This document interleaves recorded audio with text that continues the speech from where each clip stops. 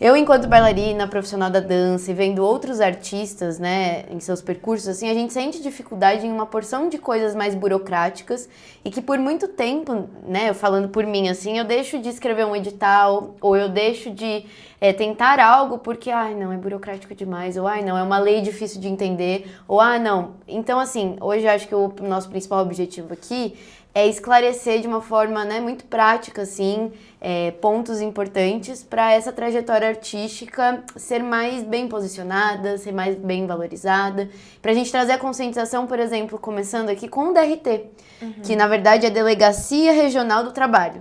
Todo artista é a sua própria marca, e quando entendemos isso, facilita vários processos da construção e jornada artística.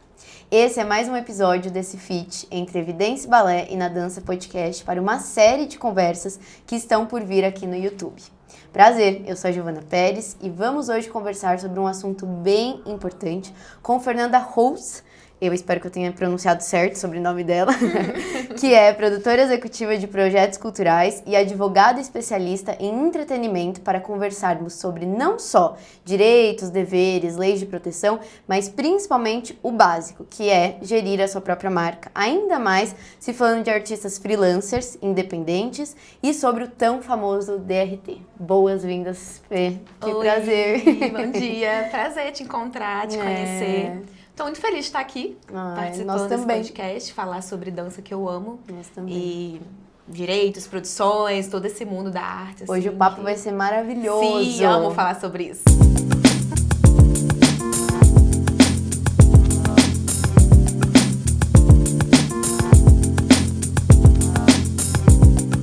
Antes da gente começar, quero te lembrar que daqui a pouquinho eu libero aqui então o cupom de desconto da Evidência Balé para você aproveitar durante essas próximas 48 horas lá no site deles. Então fica aqui que daqui a pouquinho eu te conto qual que é.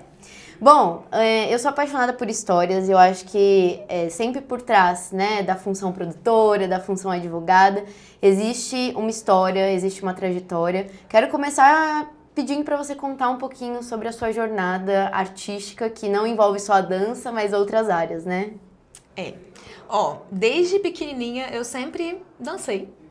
Sempre fui entusiasta da música, eu morava na época, né, no interior do Espírito Santo, numa cidade chamada Domingos Martins, pequenininha. E aí eu fazia jazz, aula de jazz na academia da minha mãe. Um dia ela falou, não, vamos lá fazer aula de dança. Eu comecei a fazer jazz. E fui, minhas amigas de escola faziam jazz comigo, a gente fez as nossas primeiras apresentações e tudo mais. E lá na minha cidade tem um festival também todo ano, que é o Festival Internacional de Inverno de Música, que é uma semana de oficina, de música. Então, aonde você vai, uma cidade pequenininha mesmo, onde você vai, tinha alguém cantando, você ia na praça, tinha alguém tocando alguma coisa.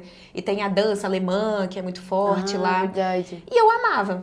Eu amava, eu ficava, caramba, queria trabalhar com isso, gosto, além de gostar de dançar, né, cantar, não tocava muita coisa não, mas... Entendi.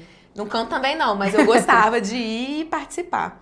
Aí cheguei a época de faculdade, fui pro direito. Não caiu um pouco de paraquedas no direito, eu sabia que eu era de humanas, né? Entendi. E aí fui pro direito e tal. E aí eu formei, fiz 5 anos de faculdade. Nessa época eu não dancei. Eu tinha parado, rotina de faculdade, estágio, muito burocrático. E aí eu retornei depois que eu formei, na verdade, e eu fiquei um tempo ociosa, que é o tempo de você pegar a carteirinha da OAB, né? Você forma, apresenta seu TCC, aí você pega a carteirinha da OAB e depois você vai trabalhar, mas você não sabe onde você vai trabalhar, porque você tá formado. Assim como toda profissão, né? Você tá formado, você tem uma OAB, mas não necessariamente você tem um trabalho. Eu não podia mais ser estagiária. Vou ser advogada, assinar minhas próprias coisas, não sei. Concurso é uma longa caminhada. E aí eu formei, né, em Direito. E cheguei no momento, e aí, o que eu vou fazer da minha vida? Eu tinha OAB, eu tinha passado na OAB, mas eu ainda não tinha minha carteira da OAB, então você não pode advogar sem OAB. Eu não poderia ser estagiária, porque não era mais estudante, né? E eu tinha uns 3 meses ali ociosa, eu fui pra casa dos meus pais e tal. E aí eu reencontrei alguns amigos lá de Domingos Martins, que fazem parte de uma companhia de teatro. E ela me falou que tava rolando uma lei, que era a Lei Aldir Blanc, que estava chegando e tinha uma comissão de monitoramento da Lei Aldir Blanc. que cada cidade deveria mandar alguém para poder estar ali entendendo sobre a regulamentação, para onde que vai o dinheiro, qual setor. Ela falou, Fernanda, você já é do direito, vambora, vamos tentar trazer aqui, né, para Domingos Martins essa grana para a gente poder acessar tudo mais. Vamos botar você como representante. Vambora. E aí eu entrei nessa comissão. E aí lá eu conheci muita gente de todas as linguagens, né, do circo, do teatro, da dança, do estado inteiro. Foram muitas discussões, entendi que muita gente não entende sobre a lei. Eu precisei pegar a lei para estudar, que mesmo sendo formada em direito, eu não vi isso na faculdade, né, precisei isso aqui. Enfim, eu conheci muita gente e aí eu comecei minha primeira experiência como trabalho mesmo foi um evento que eu fiz, junto com a OAB, na Comissão de Direito Autoral da OAB, né? De Direito Autoral Cultural. Legal. Lá em Vitória, que foi uma roda de conversa com a OAB, uma advogada lá, de Direito Autoral, o secretário de Cultura do Estado do Espírito Santo e uma produtora cultural, né? Então, juntou os três, que eu encontrei ela pelo Instagram até, que ela fazia vários editais e tal, acessava muito, né? Lei de editais, a verba de editais. E aí essa conversa, na época, foi a Lei de Incentivo à Cultura Capixaba, que depois a gente pode falar um pouco mais. Vamos.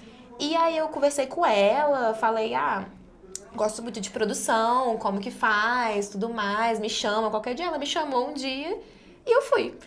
E aprendi fazendo. Que legal. Que produção é meio que isso. Aí depois disso desenvolvi muita coisa, fiz muito projeto, muita coisa. Aí entrei também em projetos de dança. Legal. Eu já dançava também, né? Então, acesso com as bailarinas que dançavam comigo, minha professora e tal. E aí, agora vou fazer 4 anos que eu trabalho, né, nessa área mais de produção mesmo. E nesse meio tempo, no finalzinho da pandemia, assim, eu busquei um curso de especialização em Direito do Entretenimento, que era um curso que eu já namorava e tal. Aí abriu online pela UERJ.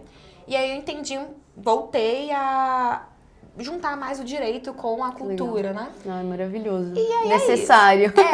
É isso que eu vi que era estritamente necessário, muito importante para atuar na produção. Com certeza. E estamos aqui hoje para conversar sobre todas essas entrelinhas e entrepassos que podem ir, o direito, todos não, que vai ser muita coisa, a gente vai ficar aqui 5, 6 horas, né? Sei lá, um dia inteiro. Mas os principais delas de uma forma muito prática, né, Fernanda? Porque eu, enquanto bailarina, profissional da dança e vendo outros artistas, né, em seus percursos, assim, a gente sente dificuldade em uma porção de coisas mais burocráticas e que por muito tempo, né, falando por mim, assim, eu deixo de escrever um edital ou eu deixo de tentar algo porque, não, é burocrático demais, ou, não, é uma lei difícil de entender, ou, não. Então, assim, hoje eu acho que o nosso principal objetivo aqui é esclarecer de uma forma, né, muito prática, assim, pontos importantes para essa trajetória artística ser mais bem posicionada, ser mais bem valorizada. Para a gente trazer a conscientização, por exemplo, começando aqui com o DRT, que na verdade é a Delegacia Regional do Trabalho, é isso, né? Que eu fui ver que já tem há mais de 40 anos, né? E tem gente que não faz ideia nem do que é DRT. Então, eu queria que você comentasse um pouquinho sobre o DRT, sobre essa importância de se ter, sim, o DRT, e que o DRT não é só da dança, né? Então, o DRT, DRT, como você falou, Delegacia Regional do Trabalho, é um órgão que está vinculado ao Ministério do Trabalho e Emprego. E aí, o DRT também pode ser, o registro profissional, né? Tá. E tal qual o advogado tem a OAB, o médico tem o CRM, o artista tem o DRT. Exato. Então, é uma regularização do seu trabalho. E assim, o fato curioso sobre o DRT, né, que ele foi criado na época da ditadura. E o motivo da criação, talvez assim, não tão interessante, obviamente, para formalizar o trabalho, mas era também naquela época para poder fiscalizar. Tá. Fiscalizar no sentido de um pouco do tempo de censura, né, da é isso que eu ia arte. falar. Então, assim, porque a arte, ela traz muito dessa parte mais crítica também. Então, principalmente com o que você está vivendo enquanto sociedade, né? Então, num primeiro momento, tinha esse lado também da censura, mas também trouxe os direitos trabalhistas, trouxe a regulamentação da profissão, do bailarino, do cantor, dos técnicos, enfim, do pessoal da audiovisual. Então, para toda a categoria artística. né? E aí a gente já vê a importância para nossa profissão, porque se a gente quer, né, não ser igualado ao médico, com a advocacia, porque são classes completamente diferentes. Mas se a gente quer chegar numa valorização tão boa quanto, olha aí, a regularização já é um primeiro passo, né? Exatamente. Ali você pode cobrar, pode lutar pelos seus direitos, lutar por carga horária, Perfeito. enfim, tudo igual as outras classes fazem, né? E aí, para poder tirar o DRT, é simples, você faz online, né? E aí, antes, inclusive, você precisava de ter um curso de formação, né? Reconhecido pelo MEC, mas hoje em dia não é mais assim. Tá. Hoje em dia, você pode, com curso de formação, né? Com seu diploma, tudo mais. Existe, por exemplo, eu sei que no Rio de Janeiro, no sindicato de dança, pelo sindicato de dança, né? Você pode fazer uma prova teórica ou prova prática. E outros sindicatos você comprova pela sua aptidão mesmo, então com vídeos, com seu portfólio. Então, assim, com tudo que você já fez na dança, como coreógrafo, como bailarino, e aí a declaração de participação de espetáculos, são fotos, são vídeos dançando. Então, isso eu achei muito legal, porque numa conversa com outro profissional também da área do direito cultural, que é o Luan de Rosa, né? Ele falou, Giovana, você sabia que existem 3 formas de tirar o DRT? Eu falei, não era só uma? Não! Aí ele, não é só uma. Aí ele explicou tudo isso, que é pelo MEC, né? Então você tem que ter uma certificação técnica, ou uma licenciatura, ou um bacharelado, enfim.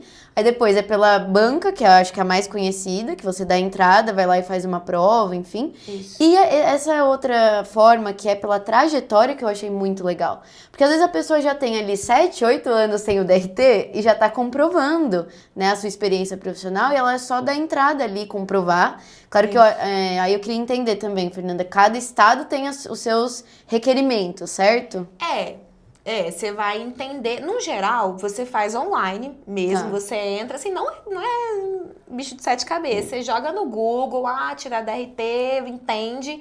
E aí um formulário online que você manda, paga uma taxinha, né? E aí o interessante é falar também que o DRT é vitalício. Então você não precisa renovar, você não paga nada mensal. Ele funciona para o Brasil, né? Território nacional. Internacionalmente, você tem que entender aí, cada país tem a sua... Só regulamentação como qualquer outro... como qualquer outra profissão, né?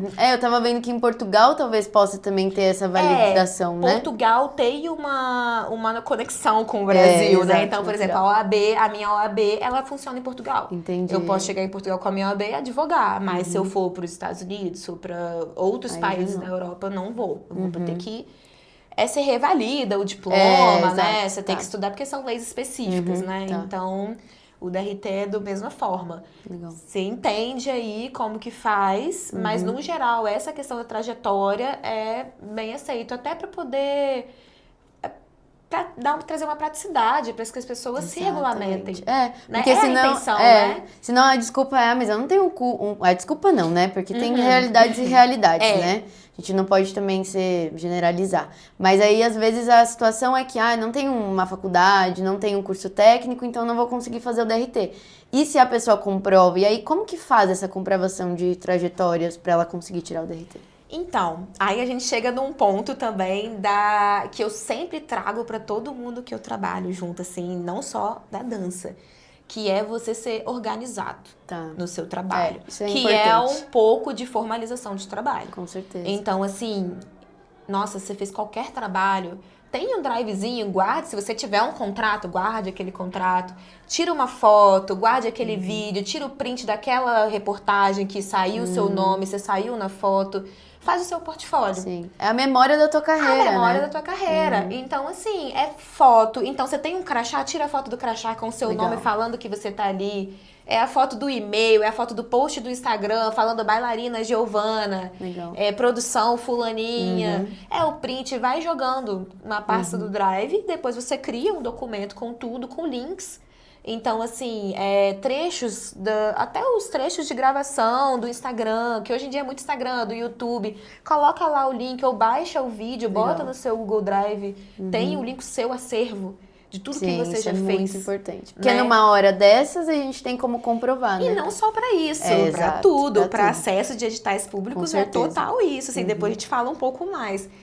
Declaração, então você participou de um espetáculo de dança de uma companhia X, pede uma declaração lá daquela companhia de que você participou, um documento, a companhia, com a pessoa física, né, que responde por aquela companhia de dança ou escola de dança, enfim. Legal. Que você participou, assinatura, data, escaneia, tchau. Tudo isso comprova. Vai guardando, né? Vai guardando. Juntando. Tudo isso comprova. É isso, É não isso. é você Legal. ter um mínimo de organização. Com certeza. E aí você, não tenho nada. Gente, busca. É. Lá no Facebook, Exato. lá no YouTube. Liga pra amiga, manda um WhatsApp. E faça um documento organizado também. Sim, assim, não dá pra ser uma zona. Não, né? não dá. Tem que ser assim, organizadinho, Legal. porque também a aparência é importante. Até pra certeza. pessoa que vai olhar ali, entender a sua trajetória, Claro, colocar em ordem, importante. né? De data. E essa questão, principalmente da banca, da forma, né? Banca avaliativa, de uma das formas que a gente tá conversando de tirar o DRT. Tem diferença, né, claro, de banca para dança clássica, para contemporâneo, ou é só uma banca para qualquer estilo ou gênero da dança, assim? Você não vai diretamente, quero tirar o DRT de balé. Entendi. Clássico. Não. É geral. É geral. Profissional da dança. Profissional da dança. Sim. E eu queria que você comentasse agora, Fê, qual que é a importância, então, na verdade, quais são as implicações de você não ter um DRT? Como você falou até no início, existem às vezes companhias de dança que você não vai entrar se você não tiver um DRT. Cada vez mais, né? Não, assim, eu mesma, enquanto produtora de projetos, né, culturais como um todo, quando eu vou contratar alguém, eu olho se a pessoa, por exemplo, igual o MEI, se a pessoa não tem o MEI no emite nota, já tá cortado. A pessoa não tem o DRT dela, muito provavelmente vai estar cortado, assim, sendo bem sincera. Sim, com A não certeza. ser que, nossa, é a minha amiga que eu conheço há muito tempo, não tem o DRT, mas eu sei que ela dá conta do recado. Mas, assim, isso aí é um contexto até ruim se pensar, né? Você na contratação de amizade, mas agora, por exemplo, aqui em São Paulo, que é um mundo de possibilidades. A pessoa com DRT, ela já vai passar aqui, então, né? exato. Já vai passar, porque já se pressupõe que a pessoa é profissional, que a pessoa já teve outras... A parte de outras experiências, assim, tudo bem, pode ser o primeiro espetáculo dela, mas que ela vai saber como se comportar, que ela vai entregar aquilo que você precisa, que ela tem condições para aquilo, né? Que já passou por uma avaliação de uma banca, que o certificado é isso, Tal né? qual Alguém um já viu advogado. você. Você vai contratar um advogado que não tem OAB? Exatamente. Um médico que vai. não tem CRM. Assim, Exato. não, a não ser que você não saiba, assim, né? Mas a pessoa nem pode exercer a sua profissão. Por mais que o DRT não seja obrigatório, né? Infelizmente, eu acho que essa é uma grande pena. Mas não é obrigatório, mas ao mesmo tempo, muita coisa você já não pode fazer. Por exemplo, no audiovisual, que é uma classe mais organizada, né, das linguagens artísticas, muita coisa você não faz sem DRT. Na verdade, eu acho que nada. Filme, novela, olha. Assim... Interessante. Não, no contrato já é pré-requisito, assim. A música não cobra, assim, não cobra Tanto, muito não, né? sabe? Sendo bem sincera, assim. Eu lembro quando eu tirei o DRT, tipo, sei lá, 8 anos atrás, era pouquíssimo cobrado. Na verdade, eu tirei o DRT porque eu estava dentro do Bolshoi e eu tinha essa facilitação. Só que aí eu comecei a ver esse movimento das audições pedindo DRT, né? E eu acho que isso é um incentivo também pra gente regularizar a nossa profissão, pra gente saber quem são as pessoas idôneas, assim, pra poder atuar. E é isso, eu bato muito na tecla da valorização da profissão dança. Muito. Mas a gente só consegue trazer valorização pra nossa profissão se a gente também colabora. Então eu acho extremamente importante pra a gente começar a pensar a dança profissional de uma outra forma, que a população, e aí quando eu falo população, quem não vive dança, começar a olhar pra dança também, não com aquela cara de dó, né? Com aquela cara de, mas qual que é seu emprego de fato? Né? O que você faz? Organizado. É um setor organizado. É o sindicato, você se organiza ali, porque o DRT ele tá vinculado ao sindicato, né? É o Sindidança, né? É o Sindidança. Isso. Assim, cada estado tem, diferencia. Né? Mas, no geral, você liga tudo na Delegacia Regional do Trabalho, né? Tudo. Então, assim, você organiza. Então, assim, é uma situação que tá acontecendo em alguma companhia de dança, ou eu falo companhia de dança no geral, mas sim, assim, qualquer projetos, qualquer trabalho que não é legal, de condições precárias, você vai reclamar pra quem? Exatamente. Sabe? Então, o sindicato é a força, né? A gente se juntar pelos direitos trabalhistas. E eu recebi recentemente uma taxa, né? Mas aí eu descobri que, na verdade, essa taxa é justamente eu não sei se é o sindicato, é a associação, que você paga anualmente, né? E aí eu achava que era para renovar o meu DRT, olha só, né? Então, se você pensa o mesmo aí, que recebe uma taxa... E aí eu fui atrás, que, como você disse, o DRT ele é vitalício. E aí é uma taxa, parece, de uma associação que é isso, que cuida de toda essa parte da dança, não só da dança, mas artística. Porque é isso, tem pessoas por trás, né, que cuidam, que gerenciam a classe. E é o ponto também da gente buscar saber um pouco mais. Igual, por exemplo, o sindicato. Gente, tá ali. Assim, eles não vão chegar, olha, fulaninha, vem aqui, não sei o que, eles até mandam muitas coisas, só que assim, vai buscar como que funciona, exatamente. onde que eu faço, como eu posso participar disso aqui, igual os conselhos estaduais também de cultura. Sim, exato. Né, assim, tá ali, cabe a gente ir buscar um pouco mais, igual eu fiz lá atrás sobre a Lei Aldir Blanc. Sim, exato. É porque hoje a gente tem informações gratuitas, né, tem muita coisa, a internet hoje facilita demais. E aí, falando nisso, a gente leva ao segundo ponto, que na verdade é as leis de incentivo. Sim. Né? E também, não que seja uma lei de incentivo, mas uma forma, acho que, de incentivar o DRT, talvez as escolas de formação procurarem o sindicato e verem como que elas podem se associar para facilitar o trâmite. De repente, uma facilitação financeira na taxa, ou de repente trazer a banca para dentro da escola, eu não sei, mas... Pensar em possibilidades, porque hoje tudo é tão flexível, o mundo é tão líquido, né? Então por que a gente não pode buscar possibilidades, né, Fernanda? Com certeza. E aí, pensando nisso, a gente vai pro ponto de leis de incentivo à cultura, que daí eu queria que você começasse a comentar um pouquinho da cultura capixaba, que é onde você está mais conectada ali, mas como que a gente pode pensar nessas leis em qualquer lugar do país, assim, né? A importância, enfim. Então, as leis existem. São muitas, são N possibilidades, mas para você acessar, você tem que ter um mínimo de formalização, né? Então, assim, o que eu ouvi durante todo o meu tempo trabalhando nessa área de produção, que é muito difícil, que é muito burocrático, nossa, mas pede muita coisa, não sei. Gente, é tudo igual. No geral, você escreve um projeto ali, você pode usar, dá para usar aquele projeto para vários outros editais. Você faz uma adaptação ou outra, você organiza uma coisa ou outra, mas aonde que as pessoas sempre caem? Na documentação. Sempre, olha, sempre é na documentação. Mas eu não tenho portfólio. Não tenho DRT. Mas eu não tenho isso aqui. Nossa, mas eu não consegui o orçamento assim. Nossa, mas... Porque, assim, por óbvio, para você acessar uma verba pública, você tem que comprovar que você... E você tem que demonstrar também que você sabe o que você está fazendo. Porque é uma verba pública. Uma verba pública. Você vai ter que prestar contas dessa verba pública, inclusive. Né? Então, assim, são muitas pessoas querendo. Então, é uma filinha ali, né? Tem uma avaliação, tem os critérios de avaliação, né?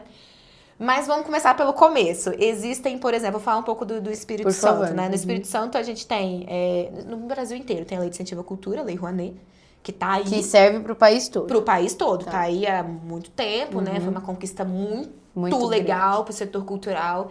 Ela teve umas... tem muitas críticas, assim, porque... No geral, provavelmente já ouviu falar alguma coisa, porque infelizmente tem gente que não acessa muito bem o recurso, ou acessa o recurso e faz besteira, né? Então, assim, às vezes tem algumas polêmicas em volta da Lei Rouanet, só que ela é muito necessária, extremamente necessária. A Lei Rouanet, ela funciona como... Você tem a empresa também, né? Empresa privada. Então, é uma troca. Vou falar bem... Isso, de forma bem prática, tá, gente? É uma troca de imposto. Então, você tem ali uma empresa que ela paga imposto de renda, né? E aí, tem aí o... E aí, ao invés de ela pagar o imposto de renda, ela tem uma parte desse imposto que ela coloca em um projeto cultural, né? Do seu faturamento, que eu tava esquecendo a palavra, do seu faturamento bruto. Tá. E aí, não é tudo que vai ali, mas vamos lá, eu tenho uma empresa X, e aí X% desse meu imposto de renda, ao invés de eu pagar pro governo, ela vai ser encaminhada para esse projeto cultural. E aí, nesse projeto cultural, tem uma série de requisitos ali também, né, de prestação de contas, a cartela de logos, e aí esse projeto cultural, ela coloca a minha marca lá, né? Então, assim, é um backdrop que vai estar lá com a minha marca. alguma ação que tá lá junto com a minha marca. E isso aí é bom para todo mundo. Exato. Pra empresa, pra cultura, pra pessoa, né? Com Pro certeza. produtor ali, pro artista. E pro governo, porque também tem o ponto que a nossa Constituição, ela fala aí sobre a cultura. Sim. Do acesso à cultura, sobre a verba pra cultura e a respeito do emprego também, Sim. né? De toda a economia em volta disso, os vários profissionais que estão ao redor aí de uma produção cultural, né? Sim. Desde o artista até... Nossa, é muita gente, Nossa, né? Muita coisa. muito. Até os técnicos, os carregadores, os produtores, a comunicação, a assessor, e muita gente envolvida. É muita grana que roda, né? As empresas de estrutura, né? Enfim, aí você tem a Lei Rouanet Federal. E só uma pergunta antes, que eu fico sempre curiosa. Por que então tem empresa que ainda não ajuda, não disponibiliza essa verba? Então... Falta de conhecimento? Eu vejo muita falta de conhecimento. Tem gente que não quer. Porque, assim, você precisa ter num primeiro momento, você vai ter ali um certo trabalhinho com o seu setor de contabilidade, seu jurídico, para poder sua documentação, né? Organizar isso aí junto com a fazenda. Tá. Né? Que tem um triângulo ali. A Secretaria de Cultura, né? A empresa e a Fazenda Nacional, né? Que é imposto, né? Querendo ou não, é imposto, que ele tá sendo... Tem uma fiscalização em cima disso. Tá. E é qualquer porte de empresa? Ou tem que ter, tipo, requisitos pra ela conseguir contribuir? É pelo imposto que você paga. Mas então, qualquer tamanho de empresa? Entendi. E aí você tem que ver aí quanto que você tem pra poder disponibilizar. Porque não é todo o seu imposto que vai. Isso é legal de você falar, porque às vezes, talvez, né, ao meu ver, assim, que não entendo tanto de leis de incentivo à cultura, mas me interesso falando de empresa, assim, eu logo penso, não, mas tem que ser uma multinacional pra poder ajudar, sabe assim? Então, mas aí que tá. Você tem aí a Lei Rouanet, né? Lei de Incentivo à Cultura. Ela é federal. Então, ela tá aí, eu posso, por exemplo, às vezes ter uma empresa aqui de São Paulo que vai patrocinar um projeto de Vitória. Para ele acontecer em Vitória e em São Paulo. Você consegue mudar um pouco mais. De acordo também, é uma conversa entre a empresa, né? O produtor, entender como que é o projeto, como que vai... E esse projeto, ele tá aprovado também pelo governo, né? Aí só um parênteses aqui, só para poder deixar um pouco mais claro, assim. Você escreve o seu projeto lá no SALIC, que é o governo. Você vai lá pelo site do Ministério da Cultura, escreve o seu projeto. Ele é aprovado ali. Após, você busca essa empresa para poder patrocinar esse projeto. E aí você busca a empresa. No geral. Muitas empresas abrem editais. Então, empresas muito grandes já têm editais aí anuais que você já coloca o seu projeto lá, só que o seu projeto tem que estar aprovado no SALIC. Ótimo. Tem que estar aprovado no governo. Você não consegue fazer direto com a empresa. Você tem que se aprova no governo. Né? Tô falando, gente, bem informal. Bem forma prática. Bem prática. Uma forma bem prática, assim, do trâmite. E aí... enfim, aí você recebe esse dinheiro, aí tem a fiscalização por parte do governo, por parte da empresa, você vai prestar conta de tudo que você gastou, tem que ter nota fiscal de tudo.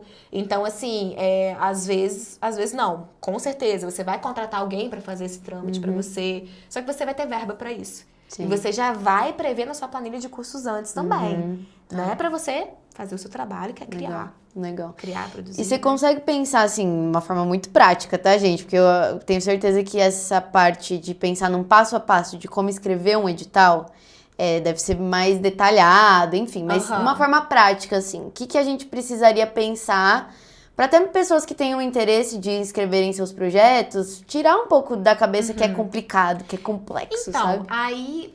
Qual que é o ponto? Você tem editais mais complexos e editais mais simples. E aí, você tem aí, por exemplo, da Lei de Incentivo à Cultura, que é um edital... Não é bem um edital. Enfim, né? Que é âmbito federal. Ele vai ser um pouco mais complexo. Então, ali você tem que detalhar um pouco mais todos os seus gastos. Talvez tenha uma expertise maior, né?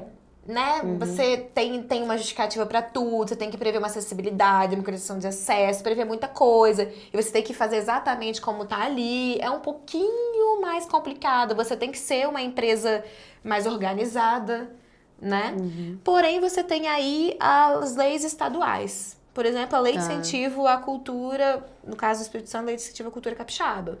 Que são empresas que pagam o ICMS, o imposto específico é o imposto estadual de lá. Então, você consegue acessar aí supermercados, distribuidoras, Às vezes é o amigo ali, você é um pouco, você acessa mais. Você bate na porta lá, você acessa mais. São empresas um pouco menores do que gigantes, né? E aí você faz também, ter todo o trâmite do cadastro, mas aí já é um pouco mais simples, que é pela Secretaria Estadual. É um pouco mais simples. Sim. E você tem também os editais do Fucultura, né? Que por exemplo, que é a verba, Fucultura é uma verba nacional, né? Tá. Que aí, por exemplo, no Espírito Santo, é como seria aqui em São Paulo, esqueci o nome que você falou no início da... PROAC. O PROAC. PROAC, né? Que cada estado tem aí a sua organização dessa verba e abre editais aí. Tá. Esse edital é mais fácil de acessar. Então, por exemplo, lá em Vitória, todo ano abre Fucultura e aí você tem diversas linhas lá. Você vai abrir da dança, da música, do audiovisual, da literatura. E aí eu vou falar um exemplo do Fucultura, né? Que também você tem o seu projeto ali e aí você pode ir crescendo esse projeto para você entrar talvez em uma lei de incentivo. Mas no primeiro momento você tem que ter o objeto do seu projeto. Tá. E aí o objeto é bem o ponto de partida principal. E assim, não é falar muito não, o seu objeto é o objeto ali, ponto final. E aí, num geral, eles pedem justificativa.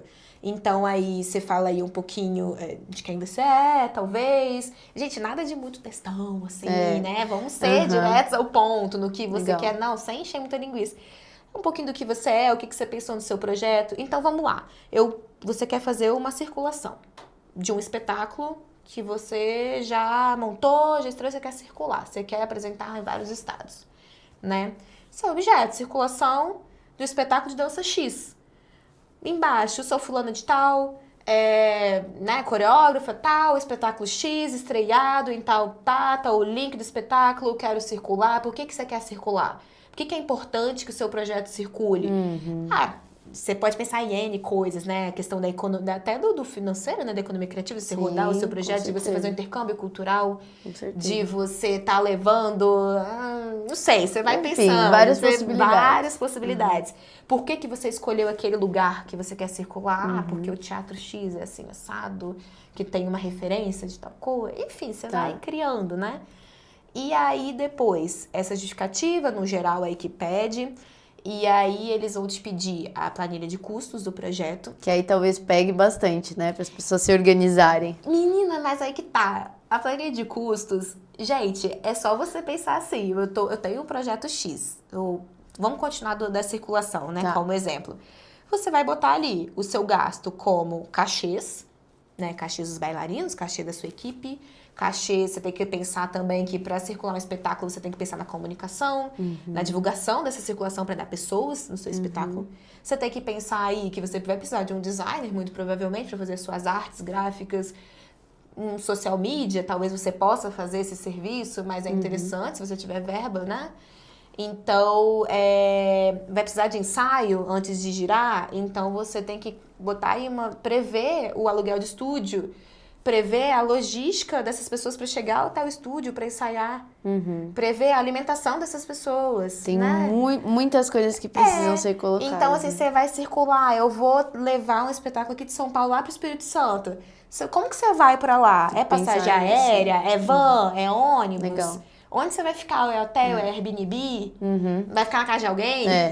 Esse ponto acho que é até legal da gente tocar na questão que a gente estava conversando no off, que é a precarização do trabalho, né? Mas antes da gente falar sobre isso, eu quero liberar para você o cupom de desconto especial da Evidência para você usar aí nas próximas 48 horas. Vai aparecer aqui na tela ou na descrição do episódio. Então usem e abusem aí desse cupom de desconto nessas próximas 48 horas, viu? Então, eu acho que assim, Fê, é um bom ponto esse que você falou, que também tem que estar dentro da planilha orçamentária, da gente pensar nas condições que a gente vai estar propondo para aquela equipe que vai estar circulando com a gente. Né? E a gente estava conversando aqui no off, como a gente acaba tentando se caber num contrato de trabalho, tentando se caber numa condição de trabalho, só para não ficar sem trabalho. Porque a questão não é a gente falar aqui sobre, qual que é um contrato, me conta quais são as condições de um contrato ideal, não é esse o lugar. Porque a gente sabe que a gente está falando de Brasil, né, de um país ainda que está em muito desenvolvimento com a cultura, que a gente tem coisas belíssimas no nosso país, que a gente já tem muitas leis de incentivo à cultura, já tem muitos profissionais na área, mas ainda assim a gente precisa fomentar cada vez mais. Então, a questão aqui não é quais são as condições perfeitas de trabalho, ou qual é a forma de escrever o edital de uma forma que você vá passar e tal. Primeiro de tudo é saber qual que é o seu projeto, muito bem, né? O objetivo desse projeto, a essência, a transformação que isso vai causar e principalmente se preocupar com essas condições de trabalho. Porque aí você falou algo muito interessante, né? Se você está ou já esteve na pele daquelas pessoas ali, você vai saber calcular isso rapidinho. Um outro ponto também sobre os editais, só, né? Por favor. É interessante você pensar também por que o seu projeto é interessante. Exato. Né? Por que o seu projeto é legal? O que o seu projeto vai trazer de diferente para as pessoas? Porque é uma verba pública. É uma verba pública. Então, assim, na música eu falo muito, que tem um ponto da música, assim, eu quero lançar o meu disco. Tá, você e o Brasil. Metade do Brasil, exato. Todo mundo que canta, você compôs, nossa, eu quero lançar meu disco porque... Poxa. Sim. E aí, assim, tá... Beleza, eu acho justo, válido, é interessante claro. Você poder botar sua criação e tudo mais, mas assim, o que lançar o seu disco vai trazer para a população como um todo? Exatamente. Né? Então, assim, é uma estratégia você pensar no exemplo de lançar o disco, né? Vou lançar meu disco, vou gravar meu disco, mas eu vou fazer uma audição pública do meu disco. Eu vou numa comunidade da periferia, de pessoas que fazem aula de música, eu vou lá falar sobre composição musical. Em prol para o outro, né? Então na dança, da circulação, eu vou fazer um ensaio aberto e vou convidar uma instituição PCD. Vou levar, vou abrir no primeira apresentação, vão ter ingressos solidários. Vou lá na PA e vou trazer um ônibus para poder assistir. Então, assim, e aí você cria. E assim, cara, quando você começa a criar... E é lindo, sabe? É lindo. Quando dá certo, né? E assim, você sei lá, vou fazer uma apresentação de dança, quero circular com a minha meu espetáculo, né? E aí, todo o espetáculo, toda a apresentação vai ter vagas reservadas para PCD, para alguém da periferia, alguma instituição, para crianças da escola pública. Vou mandar um ônibus ir lá, vou fazer uma parceria com a prefeitura. Isso rola muito. E é importante a gente preocupar, né, com vulnerabilidade social, com acessibilidade. E a democratização de acesso também. Isso é muito importante. A cultura, a arte. Então, acessibilidade, gente, com certeza. Você tem que pensar na acessibilidade do seu projeto. Sim, com certeza. Então, assim, um local acessível, que tenha a acessibilidade arquitetônica. Então, assim, infelizmente, os teatros, num geral, como geralmente são construções mais antigas, eles não são muito acessíveis, né? Então, você não tem o lugar ali para pessoa que usa cadeira de rodas. Às vezes é uma escada, você não tem um elevador, tudo mais. Só que, assim, existem lugares que tem. Então, já coloca no seu edital. Com seu certeza. projeto. Olha, eu vou preocupar. apresentar em tal lugar lá no Espírito Santo e esse lugar ele é acessível. Ele tem lugar para cadeira de rodas, tem elevador. Eu vou contratar um intérprete de Libras para poder Isso é importantíssimo. interpretar o início, a apresentação, a música. Vou contratar um fone. Sim. Eu não sei. Porque proporciona que todo mundo consiga ir, consiga prestigiar, consiga ter acesso. Você pode criar até na divulgação. Sim. Uma divulgação, sei lá, no Instagram, que eu vou botar audiodescrição Claro, divulgação. com certeza. Eu vou fazer um panfleto em braille e vou lá no Instituto Braille entregar meu E aí panfleto tudo pra isso tem que espetáculo. estar dentro ali do edital. E tem né? que estar previsto na sua planilha orçamentária também. Então, exatamente. Então, assim, não adianta você... Só que aí é aquela coisa, você pode ser criativo... Mas tem que caber no orçamento ali, Mas às né? vezes você não gasta nada. Entendi. Você colocar que você vai abrir um ingresso prioritário, você não vai gastar nada. Exato. Você vai botar um texto ali. Talvez você colocar que eu vou levar uma escola pública para assistir um ensaio aberto. Muitas vezes você consegue parceria com a prefeitura para poder levar dicas porque eles querem. Ou você vai até a escola, você gasta pouco, sabe? Não... E é justamente isso, pensar em estratégias, né? Pensar em estratégias, porque senão a gente acaba muito dentro, assim, do óbvio, do que sempre aí é você feito. não vai passar. Exato. Não vai passar. E aí talvez seja aí porque os motivos da pessoa achar, mas eu nunca passo, edital é complicado, não sei o quê. Porque existe estratégia, assim como tudo na nossa vida, né? E aí, voltando nessa questão dos direitos agora, que eu acho que é muito importante a gente frisar muito nesse episódio, nessa conversa aqui de hoje, sobre isso. E a gente já falou, né, sobre o contrato, que não existe um contrato perfeito, que não é sobre isso que a gente tá falando, mas que existe uma regularização, que a gente falou no começo do episódio, sobre o DRT, que é muito importante, não só para os bailarinos, para professor de dança, coreógrafo, né, envolve a classe toda ali, né. E eu queria que você comentasse um pouquinho mais quais são os direitos, então, e também os deveres básicos, assim, que a gente pode pensar, Fernanda, principalmente no universo da dança ali. Você tem a sua regulamentação, né, do trabalho. Então, enquanto a gente fala de você ter aí uma certificação, né, do seu trabalho, você já consegue, igual a gente falou lá no início, você já consegue buscar pelos seus direitos trabalhistas, você consegue ir atrás dos seus direitos mesmo. Sim. Como pessoa até, né? E aí a gente trazendo um pouquinho também do direito autoral, que eu acho que é interessante falar, né? Na dança, por exemplo, você é um coreógrafo. Você pode ter, você deve, inclusive, ter o direito autoral pela sua coreografia. Mas para isso, você tem que registrar a sua coreografia, né? E é complexo? Não é tão complexo assim. Entendi. Né? A gente tem a lei de direito autoral aí que tá aí para poder assegurar esses direitos, né? Que a gente fala bem assim, eu até gosto de falar sobre essa lei, né, da criação do espírito, né? Que o direito autoral, ele protege toda a criação do espírito, tangível ou intangível. Uma coreografia é intangível, né? Você não encosta na coreografia. Mas você pode registrar ela pelo vídeo da sua coreografia, pela escrita da sua coreografia, com os passos, tudo mais. Você registra pela Biblioteca Nacional. O seu vídeo, você faz online, né? Não é obrigatório, mas você faz online. Mas você consegue comprovar a sua autoria também com um vídeo, uma data. Você manda um e-mail. A gente fala assim na música, na composição, por exemplo. Você cria sua composição, você manda um e-mail para alguém com a data ali, você já consegue comprovar essa autoria, né? E aí, como bailarino também, que é muito importante, o seu direito de imagem. Então, você foi contratado para poder fazer um espetáculo de dança. Você tem o seu cachê como bailarino e você tem o seu direito de imagem se esse espetáculo de dança for gravado. Tá aí. Isso é importante. Né? Tá aí. A gente tem um ponto que, no geral, as pessoas pedem a sessão, né, gratuita desse direito de imagem. O que tem que ter também. Entendi. Porque, assim, por exemplo, você foi ali, você foi gravado. A pessoa não pediu sua sessão gratuita, você não assinou nada. E ela publica, você pode processar ela. Entendi. E às vezes ocorre bastante isso, porque né? assim, as pessoas falam assim, nossa, mas é difícil processar a gente.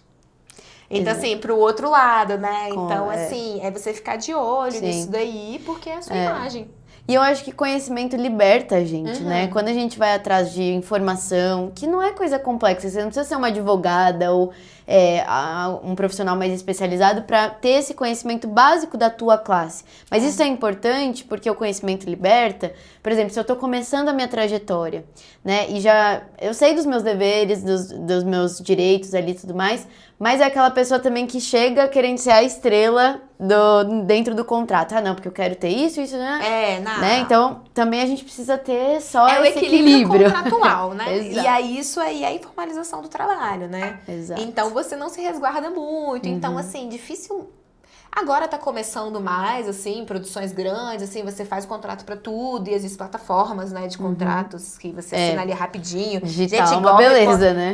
Gov.com, você assina ali, tchau, resolve. Mas, assim, não é sempre que isso acontece, a gente sabe.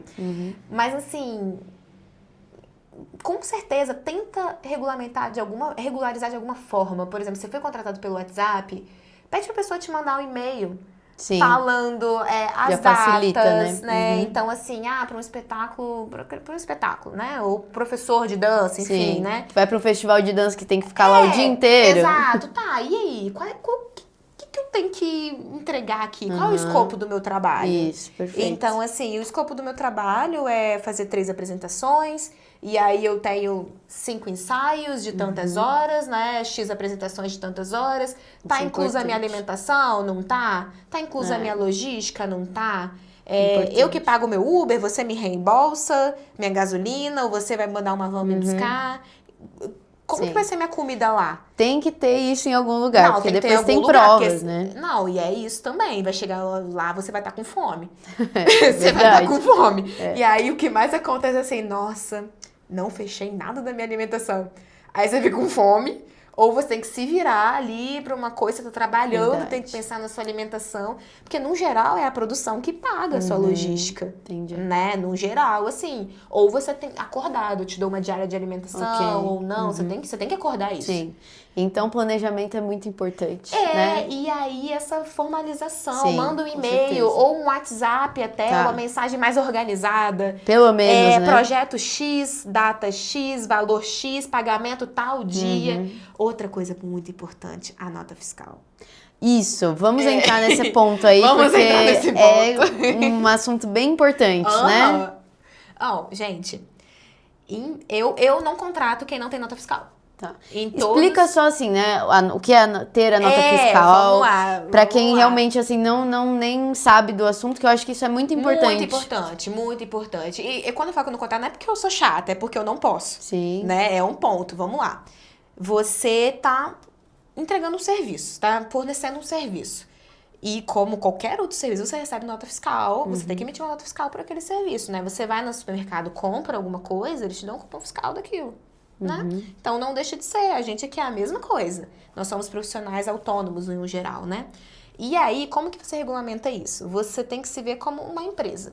Quando você não é contratado por uma companhia, por uma escola, que você talvez é CLT, ou você tem um contrato ali que vincula o seu trabalho, você é uma profissional autônoma, sou autônoma.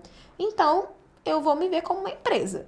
E aí, no Brasil, hoje, a gente tem uma facilidade que é o microempreendedor individual. A MEI. Né? A famosa MEI, né? A famosa MEI. A MEI, você faz o seu cadastro, né, pela internet mesmo, pelo portal do empreendedor. São vários os ofícios que podem ter MEI, né, que são empresas pequenas, é a empresa de uma pessoa só.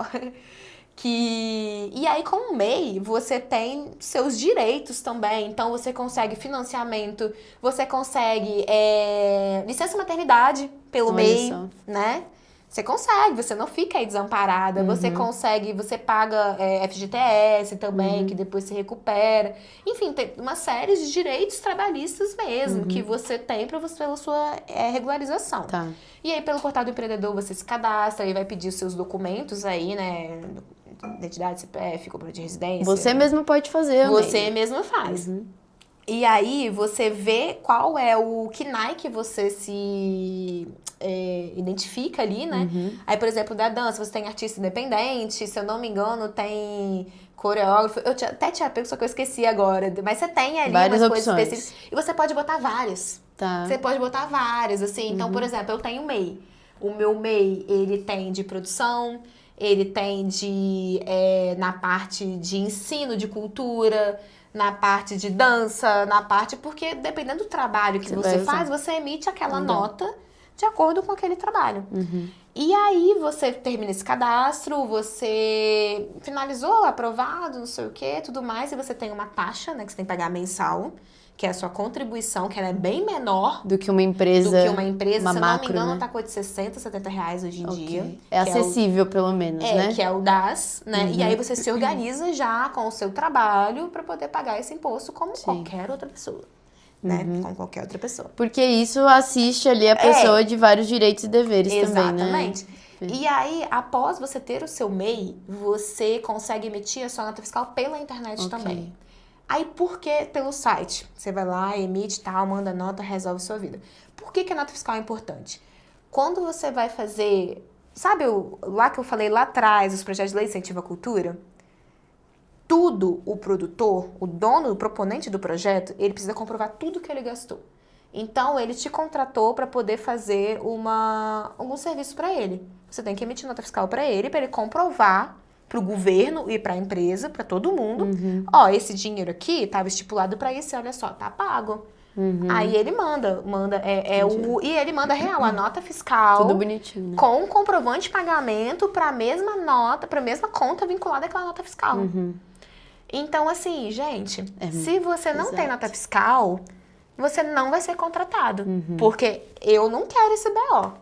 Exato, que não dê pra comprovar depois o Não, trabalho. entendeu? E assim, você não emite nem nota fiscal, que garante que você vai entregar seu trabalho. Exatamente. Porque não é um BO você ter nota fiscal. Não é difícil. Exato. Hoje em dia não é difícil você ter um MEI. Então você é um profissional. Então, no caso do bailarino, do coreógrafo, você tem o seu DRT E aí você tem a sua empresa. E aí você cria. Sim. Então, assim, e isso te dá a possibilidade de você ter cachês maiores, de você pegar grandes produções.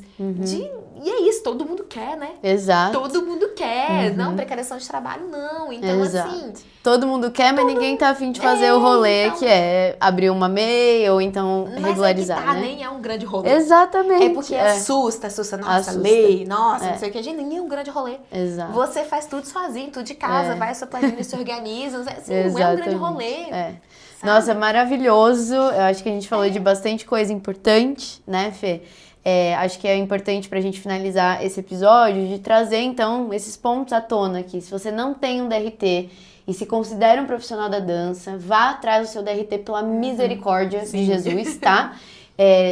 Principalmente os artistas independentes, olhe para esse lado de ter uma MEI, de conseguir emitir suas notas fiscais, para que a gente juntos, né, a gente possa alcançar essa valorização da dança. Olha que bonito. Isso. Porque não é só o querer, né? A gente pode botar ali a mão na massa e fazer junto. Então, Fê, eu agradeço muito essa participação. É claro que a Evidência vai te dar um mimo, que inclusive, não sei se vocês viram, mas eu estou no episódio usando o spoiler, que a Fê vai ganhar também. Posso abrir? Por favor. Vou abrir. Nossa, que é... Nossa, olha que linda a caixinha. São os lenços da nova coleção da Evidência, daqui a pouquinho vocês vão estar sabendo da novidade. E, inclusive, essas estampas aí são das saias, dos colãs. Amo chocolates. E é um lenço super versátil. Não, eu já vi lá várias coisinhas, né? Fofas, quero até olhar mais. Maravilha. E é claro que na Dança Pod vai te presentear com a Eco Bag pra você levar nas suas produções e amarrar teu lenço. Gente, também. eu amei! Eu amei! Maravilhoso. Ai, eu amo! Aí, agora pra compor o lenço. Que linda! Perfeito. Amo. Gente, olha só, que capricho, amei. Obrigada, viu, Fê? A gente agradece super. Eu tô muito feliz de estar aqui. Eu amei bom. Demais. Tudo. Muito legal. Eu amo falar sobre isso. E assim, é isso. Vambora junto, sabe? Eu como produtora, a gente como profissional. Isso. Vambora. Sempre. Vamos trabalhar e ganhar dinheiro. Fechou. Muito gente, bom. até o próximo episódio. Obrigada.